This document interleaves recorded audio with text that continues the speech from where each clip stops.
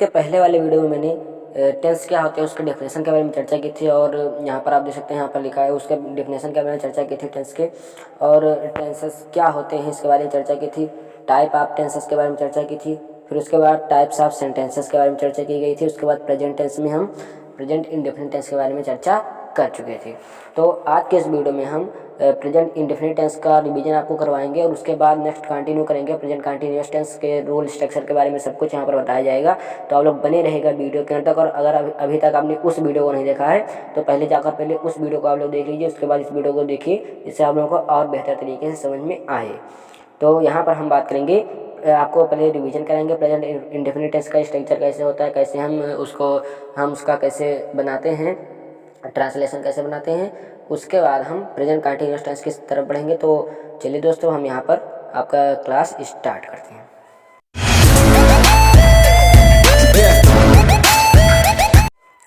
तो यहाँ पर अब हम आपको बताएंगे प्रेजेंट कंटिन्यूअस टेंस क्या होता है।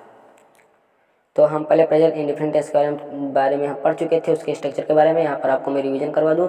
जैसे प्रेजेंट इंडेफिनिट टेंस में हम पहले देखे थे कि अफर्मेटिव सेंटेंस में हम उसका कैसे ट्रांसलेशन बनाते हैं। तो अफर्मेटिव सेंटेंस का कुछ इस तरह से स्ट्रक्चर होता है। पहले हम सब्जेक्ट लिखेंगे, उसके बाद वर्ब की first form plus object plus other word लिख देंगे। और तो ये मैंने कुछ एग्जांपल दिए थे, पहले उस वीडियो को देख लीजिए, उसको जरूर से जरूर देखिए। Must watch my previous video then come on this video. तो पहले आप लोग उस वीडियो को जरूर देखें। तो ये था अफर्मेटिव सेंटेंस का स्ट्रक्चर कैसे बनेगा, सब्जेक्ट प्लस वर्ब की first form plus object plus other word. फिर उसके बाद यहाँ पर उसी में निगेटिव सेंटेंस कैसा बनता है, सब्जेक्ट के बाद डू डज नॉट लगाते हैं। अगर प्लूरल सब्जेक्ट होगा तो डू लगाएंगे, अगर सिंगुलर सब्जेक्ट होगा तो डज लगाएंगे। उसके बाद हम नॉट लगा लेंगे तो हमारा निगेटिव बन जाएगा। उसके बाद सभी रूल पुराने ही हैं, मतलब कि उसी तरह से हम बनाएंगे जिस तरह से अफर्मेटिव सेंटेंस में बनाते हैं। सिर्फ यहाँ पर नॉट लगा दिया जाता है, डू नॉट या डज नॉट लगा दिया जाता है, तो हमारे निगेटिव बन जाता है। तो ये हो गया निगेटिव सेंटेंस का स्ट्रक्चर कि subject plus do does not plus verb की first form plus other word. तो ये हमारा negative sentence present indefinite tense में बन जाता है। और प्रेजेंट इंडेफिनिट टेंस की पहचान मैंने आपको बताई थी। प्रेजेंट इंडेफिनिट टेंस में जिन वाक्यों के अंत में ता है, ती है, ते हैं आदि शब्द आते हैं तो उन्हें हम प्रेजेंट इंडेफिनिट टेंस कहते हैं। इन सभी का विस्तृत अध्ययन इसके पहले वाले वीडियो में किया जा चुका है, तो आप लोग उसको जरूर देखिए। उसके बाद इस वीडियो को देखिए, ज़्यादा से ज़्यादा समझ में आएगा आपको। उसके बाद हम यहाँ पर इंट्रोगेटिव सेंटेंस के बारे में चर्चा कर चुके थे। इंट्रोगेटिव सेंटेंस का स्ट्रक्चर कुछ इस तरह से होता है, जल्द से आप लोगों को रिवीजन में करवा दूँ। उसके बाद हम कंटिन्यू करते हैं क्लास को प्रेजेंट कंटिन्यूअस टेंस से। तो यहाँ पर इंट्रोगेटिव सेंटेंस का स्ट्रक्चर होता है डू प्लस डज से स्टार्ट होता है, मतलब कि क्वेश्चन वर्ड से पहले स्टार्ट होगा। तो डू हम पहले लिखेंगे या डज लिखेंगे, अगर प्लूरल सब्जेक्ट होगा तो डू, अगर सिंगुलर सब्जेक्ट होगा तो डज। आप लोगों को ये पता ही है। उसके बाद हम सब्जेक्ट लिखेंगे, उसके बाद वर्ब की first form plus other word लिख देंगे। तो ये हमारा होता है इंट्रोगेटिव सेंटेंस का स्ट्रक्चर प्रेजेंट इंडेफिनिट टेंस में हम कैसे बनाते हैं। फिर उसके बाद हम इन चीज़ों का हम यहाँ पर अध्ययन कर चुके थे इसके पहले वाले वीडियो में। तो अब हम यहाँ पर आज की क्लास को स्टार्ट करते हैं। तो यहाँ पर हम आज इस क्लास में हम पढ़ेंगे प्रेजेंट कंटिन्यूअस टेंस क्या होता है। इन सभी के बारे में यहाँ पर विस्तृत अध्ययन किया जाएगा। इसी वीडियो में हम पूरा ख़त्म करने की कोशिश करेंगे पूरे टेंस को, और इसके नेक्स्ट वीडियो में आपको एक्सरसाइज आपको भरपूर मात्रा में दी जाएगी और बेहतरीन तरीके से आपको एक्सरसाइज करवाया जाएगा। तो आप लोग उस वीडियो को भी देखना मत भूलिएगा। तो यहाँ पर हम बात करेंगे प्रेजेंट कंटिन्यूअस टेंस क्या होता है। तो यहाँ पर लिखा गया है प्रेजेंट कंटिन्यूअस टेंस मतलब कि इंडिकेट एंड, यहाँ पर डेफिनेशन प्रेजेंट कंटिन्यूअस टेंस का लिखा गया है। आप लोग बहुत ध्यान से देखिए, आप लोग वीडियो को एंड तक देखिए, आपको जरूर फ़ायदा होगा। चाहे जिस क्लास में हो 6 to 12 तक, ये बहुत इंपॉर्टेंट हो जाता है सभी के लिए। आप जो हमारे ट्रांसलेशन होता है, टेंस जो होता है, हमारे ग्रामर की नींव होती है, आपको इससे ज़रूर से ज़रूर मजबूत रखना चाहिए। तो यहाँ पर लिखा है present continuous tense. Present continuous क्या होता है, पहले आपको मैं डेफिनेशन हिंदी इंग्लिश दोनों में बताऊँगा। तो यहाँ पर लिखा है indicate an action that is taking place at the moment of speaking, मतलब कि यह एक क्रिया को बताता है जो बोलने के समय हो रही होती है। मतलब ये ऐसी क्रिया को बताता है कि तुरंत जो हो रही होती है उसी के बारे में बताता है। मतलब कि N action that is taking place at the moment of speaking, बोलने के समय पर ही हो रही होती है। तो ऐसे हम काल को प्रेजेंट कंटिन्यूअस टेंस कहते हैं। अब हम इसके रूल के बारे में बात करेंगे। रूल क्या होता है, रूल ही बहुत महत्वपूर्ण होता है। डेफिनेशन तो आता नहीं है पेपर में हमारा ट्रांसलेशन ही आता है, तो रूल के हिसाब से हम ट्रांसलेशन कैसे बनाएंगे। तो यहाँ पर हमारा रूल है अफर्मेटिव सेंटेंस का, प्रेजेंट कंटिन्यूअस टेंस के अफर्मेटिव सेंटेंस का रूल यहाँ पर हम देखते हैं किस प्रकार से है। आप लोग कॉपी में नोट डाउन भी करते चलिए, जिससे आपको रिवीजन करने में कोई परेशानी ना हो। आप लोग स्क्रीनशॉट भी लेते चलिए। मैं यहाँ पर वीडियो थोड़ा सा स्लो यहाँ पर इसीलिए कर रहा हूँ कि आप लोग स्क्रीनशॉट भी लेते चलिए या कॉपी में नोट करते चलिए। वीडियो को रोक कर आप कॉपी में नोट भी कर सकते हैं या स्क्रीनशॉट लेते चलिए, कुछ भी आप कर सकते हैं, लेकिन उसको कॉपी में नोट जरूर करिए, अपने पास रखिए जरूर। तो ये रूल है अफर्मेटिव सेंटेंस का, प्रेजेंट कंटिन्यूअस टेंस के अफर्मेटिव सेंटेंस का रूल क्या है। पहले हम सब्जेक्ट लिखेंगे, सब्जेक्ट के बाद हम इज, एम या आर लगाएंगे। इज लगाएंगे ही सी के साथ, एम लगाएंगे सिर्फ आई के साथ, और आर लगा देंगे प्लूरल सब्जेक्ट के साथ। प्लूरल सब आई के साथ एम लगाएंगे और सिंगुलर सब्जेक्ट के साथ इज लगाएंगे और प्लूरल सब्जेक्ट के साथ आर लगाएंगे। इसको आप लोग ध्यान में रखिएगा कि प्लूरल के साथ आर लगाएंगे, सिंगुलर के साथ इज लगाएंगे और सिर्फ आई के साथ एम लगाया जाता है। तो हम पहले सब्जेक्ट लिखेंगे, सब्जेक्ट के बाद इज, एम या आर लिखेंगे, जैसा भी हमारा सब्जेक्ट होगा उसके हिसाब से। फिर उसके बाद हम वर्ब की फोर्थ फॉर्म, वर्ब की फोर्थ फॉर्म क्या होती है, वर्ब में आईएनजी जो लगाया जाता है, वर्ब की आईएनजी फॉर्म को ही वर्ब की फोर्थ फॉर्म भी कहा जाता है। तो हम वर्ब की फोर्थ फॉर्म या आईएनजी फॉर्म लगाएंगे, उसके बाद हम ऑब्जेक्ट लिखेंगे, उसके बाद हम अदर वर्ड लिखेंगे। तो ये हमारा जो स्ट्रक्चर है, ये हमारा रूल जो है, ये प्रेजेंट कंटिन्यूअस टेंस का रूल है। इस पर हम अगर लिखेंगे तो हमारा प्रेजेंट कंटिन्यूअस टेंस का जितना भी सेंटेंस होगा सब कुछ इसी रूल पर बन जाएगा। प्रेजेंट कंटिन्यूअस टेंस के जितने भी यहाँ पर होंगे वाक्य सभी यहाँ पर बन जाएंगे। तो इनका हम देखेंगे इनकी पहचान क्या होती है प्रेजेंट कंटिन्यूअस टेंस के। तो प्रेजेंट कंटिन्यूअस टेंस की पहचान होती है कि जिन वाक्यों के अंत में रहा है, रही है, रहे हैं इत्यादि लगा होता है, उन्हें हम प्रेजेंट कंटिन्यूअस टेंस के अंतर्गत लिख देते हैं या मान लेते हैं। तो जिन हिंदी वाक्यों के मुख्य क्रिया मतलब मेन वर्ब के अंत में रहा है, रही है, रहे हैं इत्यादि लगा रहता है, उन्हें हम प्रेजेंट कंटिन्यूअस टेंस में रखते हैं। जैसे एग्जाम्पल है कि मैं जा रहा हूँ, ये इसका हिंदी है, तो मैं जा रहा हूँ, तो रहा हूँ जो है, रहा हूँ आ गया है, तो रहा हूँ चूँकि आ गया तो ये समझिए कि प्रेजेंट कंटिन्यूअस टेंस का है। और इसका हम बनाएंगे ट्रांसलेशन, तो इसको हम बनाएंगे आई एम गोइंग। आई इसमें क्या है, आई यहाँ पर सब्जेक्ट है, और चूँकि आई के साथ हम लगाया जाता है हेल्पिंग वर्ब के रूप में, तो आई के साथ हम लगा दिया हेल्पिंग वर्ब के रूप में। और गोइंग जो है वो वर्ब की फोर्थ फॉर्म लिख दिया गया है, गो का फोर्थ फॉर्म है गोइंग, आईएनजी फॉर्म लगा दिया गया है वर्ब में, वही फोर्थ फॉर्म हो जाता है। तो आई हो गया हमारा सब्जेक्ट, एम हो गया हेल्पिंग वर्ब और गो हो गया वर्ब, और वर्ब का फोर्थ फॉर्म बना दिया गया उसमें आईएनजी लगाकर, तो बन गया गोइंग। तो मैं जा रहा हूँ, I am going is the translation of this sentence. मैं जा रहा हूँ, इसका ट्रांसलेशन होगा आई एम गोइंग, और इसी फार्मूले पर ये बैठ रहा है, तो इसी फार्मूले पर आप लिखेंगे। अब हम बात करेंगे कि प्रेजेंट कंटिन्यूअस टेंस में हम निगेटिव सेंटेंस को कैसे बनाएंगे। आप लोग इसको पहले नोट कर लीजिए, इसको आप लोग वीडियो को अगर आपको समझ में ना आ रहा हो तो आप वीडियो को पॉज करके वीडियो को रिप्ले करके भी देख सकते हैं। बार बार वीडियो को देखेंगे, एक दो बार देखेंगे, आपको पूरा समझ में आ जाएगा, बहुत क्लियर कट तरीके से समझ में आएगा।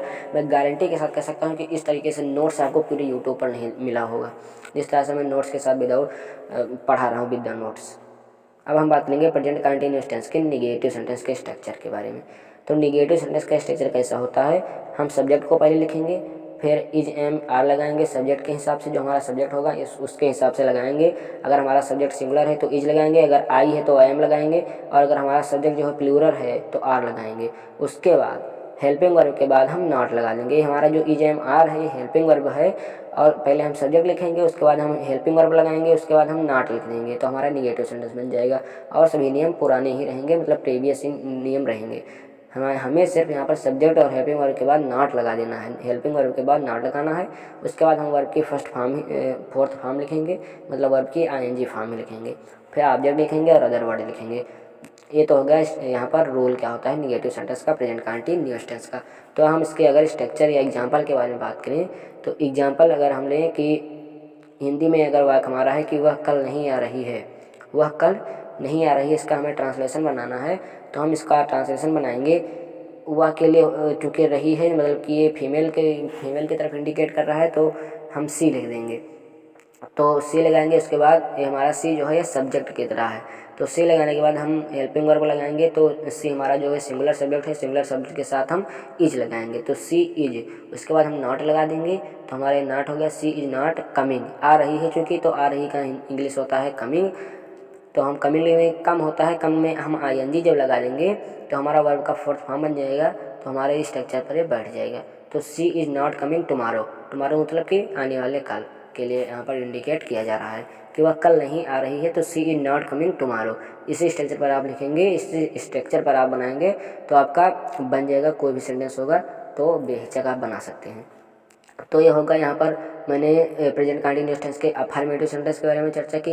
अफर्मेटिव सेंटेंस का स्ट्रक्चर कैसे होता है उसको मैंने आपको बताया, पहचान आपको बताई। उसके बाद हमने बताया कि निगेटिव सेंटेंस का स्ट्रक्चर कैसे होता है, हम किस प्रकार से हम यहाँ पर इसको बना सकते हैं। अब हम यहाँ पर बताएंगे आपको interrogative sentence, present continuous tense के इंट्रोगेटिव सेंटेंस को हम कैसे बनाएंगे। वीडियो थोड़ी सी लंबी हो सकती है, लेकिन आपको कंप्लीट जानकारी यहाँ पर मिल रही है। बहुत ही बेहतर तरीके के नोट्स विद द नोट्स आपको मैं यहाँ पर बताने की कोशिश कर रहा हूँ। आप लोग बने रहेगा वीडियो के अंत तक। वीडियो पसंद आए तो लाइक कीजिए, ज़्यादा से ज़्यादा शेयर कीजिए, और चैनल को अभी तक सब्सक्राइब नहीं किया तो प्लीज़ चैनल को सब्सक्राइब कर बेल आइकन को भी प्रेस कर दें। अब तो चलिए दोस्तों, हम यहाँ पर आपका 1 मिनट भी वेस्ट न किए हुए हम क्लास को कंटिन्यू करते हैं। तो यहाँ पर अब हम बात करेंगे इंट्रोगेटिव सेंटेंस कैसा होता है।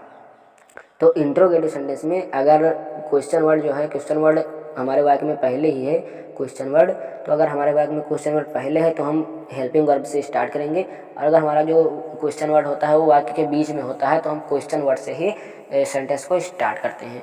तो अगर हमारा जो क्वेश्चन वर्ड है वो वाक्य में पहले है तो हम पहले हेल्पिंग वर्ब से स्टार्ट करेंगे। तो हम हेल्पिंग वर्ब हमारा है इज एम आर, सब्जेक्ट के हिसाब से हम लगाएंगे इज एम आर, उसके बाद हम सब्जेक्ट लिखेंगे। हेल्पिंग वर्ब पहले लिखेंगे, उसके बाद हम सब्जेक्ट लिखेंगे, फिर वर्ब में ING फॉर्म लगाएंगे, फिर ऑब्जेक्ट और अदर वर्ड लिख देंगे। जैसे यहाँ पर मैं एग्जाम्पल के जरिए से आपको समझाने की कोशिश कर रहा हूँ, एग्जाम्पल के माध्यम से आपको मैं समझा रहा हूँ। यहाँ पर जैसे कहा जाए कि क्या तुम जा रहे हो, क्या यहाँ पर जो है ये हमारा जो क्वेश्चन वर्ड है क्या ये पहले ही आ गया है, तो इसलिए हम यहाँ पर पहले हेल्पिंग वर्ब से स्टार्ट करेंगे। और क्योंकि यहाँ पर तुम है, तुम के लिए हम आर लगाते हैं। तुम है, तुम की इंग्लिश होती है यू, और यू जो है, यू को हम इंग्लिश ग्रामर में प्लूरल सब्जेक्ट मानते हैं, प्लूरल सब्जेक्ट। तो प्लूरल सब्जेक्ट के साथ हम आर लगाते हैं, तो इसके लिए हम हेल्पिंग वर्ब आर पहले लिख देंगे, तो आर लगा दिया जाएगा। उसके बाद हम सब्जेक्ट यू लगाएंगे, फिर उसके बाद हम वर्ब की फोर्थ फॉर्म लगाएंगे। जैसे जा रहा है का होता है गो, तो उसका फोर्थ फॉर्म गो का होगा गोइंग।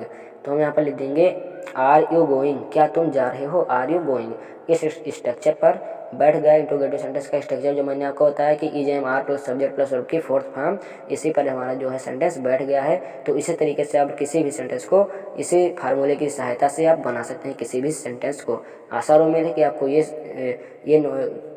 भी समझ में आ गया होगा, ये सेंटेंस भी आपको समझ में आया होगा। तो यहाँ पर मैंने प्रेजेंट कंटिन्यूअस टेंस के बारे में चर्चा की अभी तक। अब हम बढ़ते हैं प्रेजेंट परफेक्ट टेंस की तरफ। आप लोग वीडियो को एंड तक देखना और वीडियो को ज़्यादा से ज़्यादा शेयर करना, और चैनल को अभी तक सब्सक्राइब नहीं किया तो प्लीज़ चैनल को सब्सक्राइब भी कर लीजिएगा। क्या जाता है सब्सक्राइब करने में, कुछ नहीं लगता है, आपका सिर्फ सब्सक्राइब का बटन दबाना होता है, तो जिससे आपको डेली नोटिफिकेशन मिलती रहेगी क्लास की। यही फ़ायदा आपका होता है कि आपको क्लास की डेली नोटिफिकेशन मिलती रहेगी। जैसे ही मैं कोई भी वीडियो अपलोड करूँगा आपके पास नोटिफिकेशन तुरंत जाएगा, सब्सक्राइब कर लेने से यही फ़ायदा होता है। तो यहाँ पर हम प्रेजेंट परफेक्ट टेंस के बारे में अब चर्चा करेंगे। तो हम बात करेंगे प्रेजेंट परफेक्ट टेंस के डिफिनेशन के बारे में पहले। तो जो प्रेजेंट परफेक्ट टेंस होता है, present perfect tense indicate an action that has been completed, मतलब हम ऐसे क्रिया के बारे में बताता है जो हो चुका है, मतलब जो हो चुकी क्रिया के बारे में बताता है।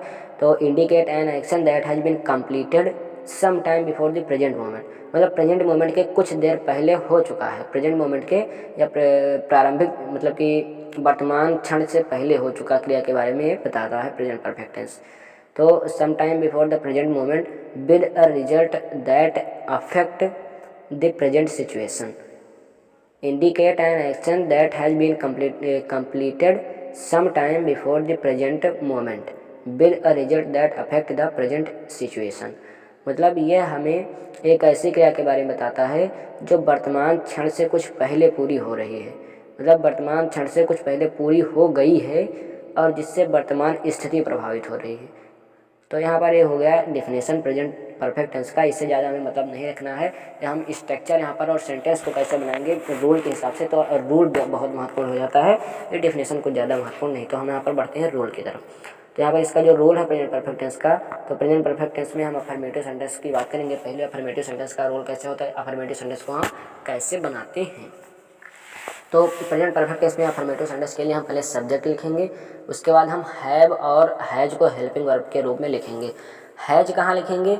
हैज हम सिंगुलर वर्ब के साथ लिखेंगे। मैंने आपको पहले वाली वीडियो में सिंगुलर सब्जेक्ट क्या होता है, प्लूरल सब्जेक्ट क्या होता है, मैंने बता रखा है पहले वाली वीडियो में। अगर अभी तक आपने उसको नहीं देखा है तो उसको देख लीजिए, अगर आपको नहीं पता है सिंगुलर सब्जेक्ट और प्लूरल सब्जेक्ट क्या होता है। तो हैज हम लगाएंगे सिंगुलर सब्जेक्ट के साथ और हैव लगाएंगे प्लूरल सब्जेक्ट के साथ। प्लूरल सब्जेक्ट के साथ हैव लगाएंगे और आई को भी ग्रामर में प्लूरल सब्जेक्ट ही माना जाता है, तो आई के साथ भी हम हैव ही लगाएंगे। तो हैज लगाएंगे सिंगुलर के साथ, हैव लगाएंगे प्लूरल के साथ हेल्पिंग वर्ब के रूप में, फिर वर्ब की थर्ड फॉर्म लगाएंगे। ये बहुत महत्वपूर्ण है। प्रेजेंट परफेक्ट टेंस में हम वर्ब की थर्ड फॉर्म लगाते हैं, उसके बाद हम ऑब्जेक्ट और अदर वर्ड लिखते हैं। तो स्ट्रक्चर आप लोग इसको ध्यान से देखिए। स्ट्रक्चर प्रेजेंट परफेक्ट टेंस का क्या होता है? स्ट्रक्चर होता है सब्जेक्ट हम पहले लिखेंगे। अफर्मेटिव सेंटेंस की यहाँ पर बात हो रही है तो इसलिए हम यहाँ पर पहले सब्जेक्ट लिखेंगे। सब्जेक्ट के बाद हम हेल्पिंग वर्ब के रूप में हैज या हैव को लगाएंगे सब्जेक्ट के हिसाब से। अगर हमारा सब्जेक्ट प्लूरल होगा तो हम हैव लगाएंगे, अगर हमारा सब्जेक्ट सिंगुलर होगा तो हम हैज लगाएंगे। उसके बाद हम वर्ब की थर्ड फॉर्म लगाएंगे, फिर ऑब्जेक्ट लिखेंगे, उसके बाद हम अदर वर्ड लिखेंगे। तो ये हो गया इसका सिंपली स्ट्रक्चर कैसा होता है, प्रेजेंट परफेक्ट टेंस का स्ट्रक्चर हम किस प्रकार से लिखेंगे। अब हम बात करेंगे इसके पहचान के बारे में, आइडेंटिफिकेशन के बारे में। इसका आइडेंटिफिकेशन क्या होता है? तो जिन भी वाक्यों के मुख्य क्रिया के अंत में चुका है, चुकी है, चुके हैं, या है, ये है, ई है इत्यादि लगा रहता है, तो हम जान जाते हैं कि हमारा जो वाक्य है ये प्रेजेंट परफेक्ट टेंस में आएगा। पहचान क्या है एक बार फिर से आप लोग ध्यान से देखिए। जिन वाक्यों के अंत में चुका है, चुकी है, चुके हैं, या हैं, ये हैं, ई हैं इत्यादि लगा रहता है, तो हमें पता चल जाता है कि ये वाक्य जो है प्रेजेंट परफेक्ट टेंस में आएगा। तो इसका स्ट्रक्चर पहले ही बता दिया जा चुका है, इसको आप लोग नोट कर लीजिए। तो हम एग्जाम्पल के बारे में हम यहाँ पर बात करेंगे। तो इसका एग्जाम्पल प्रेजेंट परफेक्ट टेंस में हम बात करेंगे अफर्मेटिव सेंटेंस के एग्जाम्पल के बारे में। तो प्रेजेंट परफेक्ट टेंस के अफर्मेटिव सेंटेंस का एग्जाम्पल जैसे राम सो चुका है, तो यहाँ पर आ गया चुका है। एक वाक्य के अंत में चुका है आया तो इसका मतलब कि ये प्रेजेंट परफेक्ट टेंस में है, पीपीटी में है, प्रेजेंट परफेक्ट टेंस में है। तो राम सो चुका है, तो इसका हम ट्रांसलेशन बनाएंगे राम हैज स्लेप्ट। स्लेप्ट जो है, राम जो है सब्जेक्ट है, हैज हमारा हेल्पिंग वर्ब है, और जो स्लीप है, स्लेप्ट है, ये स्लीप का थर्ड फॉर्म है, स्लीप का थर्ड फॉर्म स्लेप्ट है। तो यहाँ पर इस फार्मूले पर ये लिखा जा चुका है कि राम हैज स्लेप्ट। राम हमारा सब्जेक्ट है, हैज हमारा हेल्पिंग वर्ब है, और जो स्लीप का थर्ड फॉर्म होता है स्लेप्ट हमारा ये वर्ब है। तो इस प्रकार से ये बैठ चुका है इसी फार्मूले पर। तो किसी भी वाक्य को आप इसी फार्मूले पर बना सकते हैं।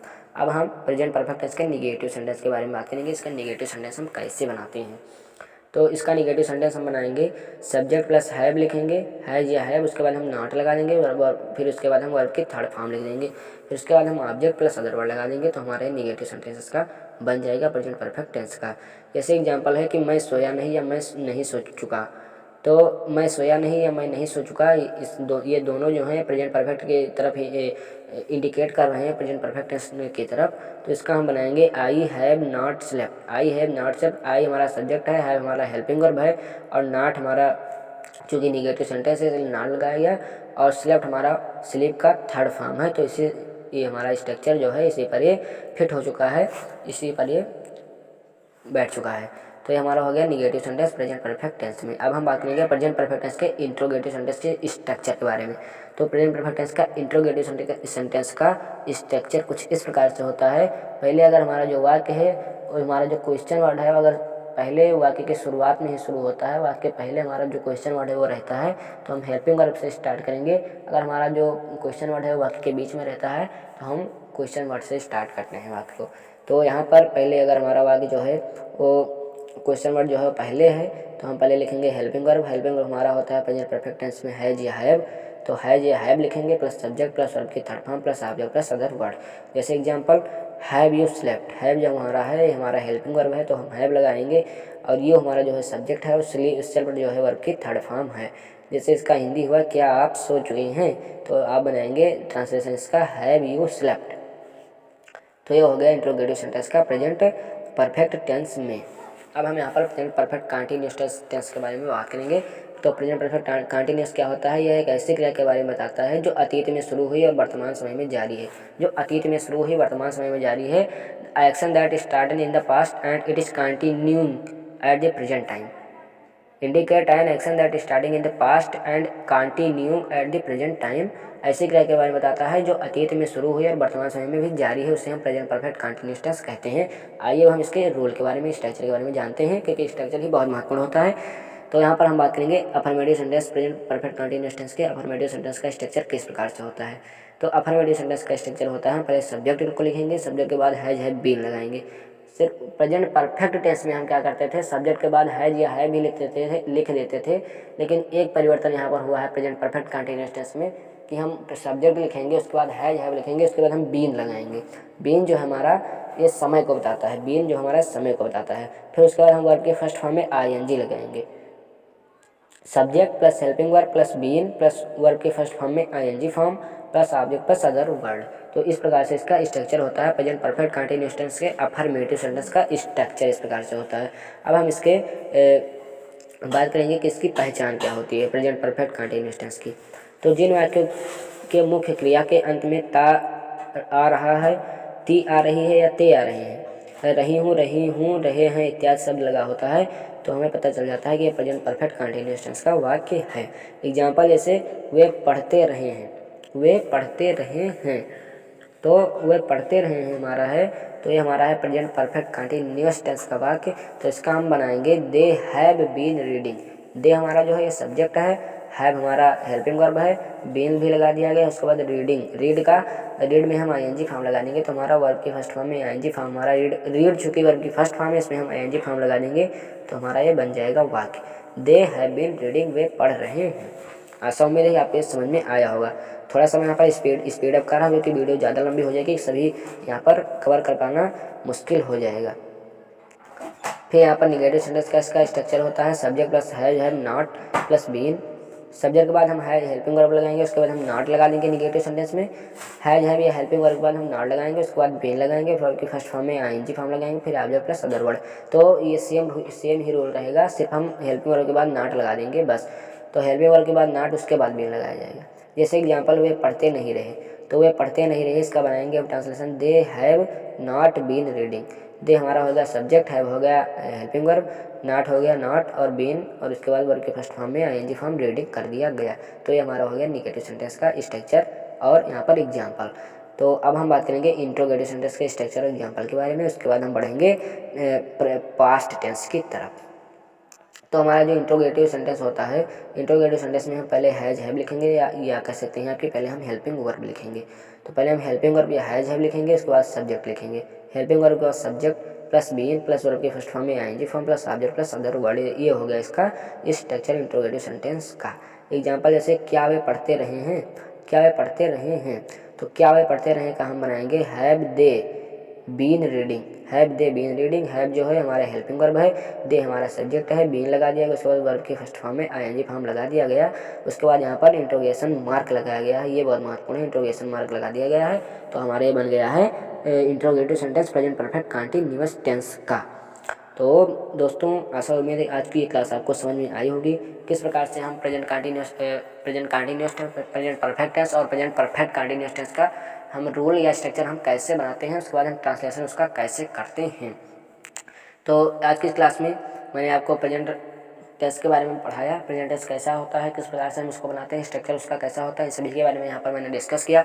बहुत ही शार्टली और मैंने थोड़ा सा स्पीड यहाँ पर लिया, क्योंकि वीडियो ज़्यादा लंबी हो जाती, तो यहाँ पर मैंने थोड़ा सा स्पीड किया है। आप वीडियो को रोक कर वीडियो को रिप्ले कर 1 से 2 बार देखेंगे तो आपको कंप्लीटली समझ में आएगा, क्योंकि यहाँ पर जो है नोट्स मैंने ज़्यादा ले रखे थे आप लोगों के लिए, क्योंकि आपको नोट करने में ज़्यादा परेशानी होती है कि आप बहुत बच्चे कहते हैं कि हम नोट कहाँ से करें, क्या हम करें। तो मैंने समझा कि अगर हम नोट्स ज़्यादा लेंगे तो यहाँ पर हमारे जो स्टूडेंट हैं उनको ज़्यादा समझ में आएगा, तो इसलिए मैंने यहाँ पर नोट ज़्यादा लिया, इसलिए वीडियो लंबी होती चली गई।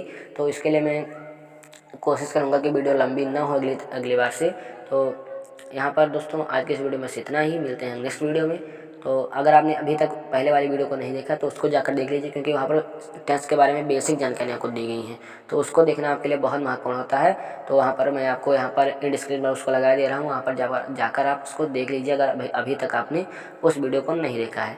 तो दोस्तों आज के इस वीडियो में यहाँ पर इतना ही, मिलते हैं नेक्स्ट वीडियो में। Thanks for watching and visiting in this channel.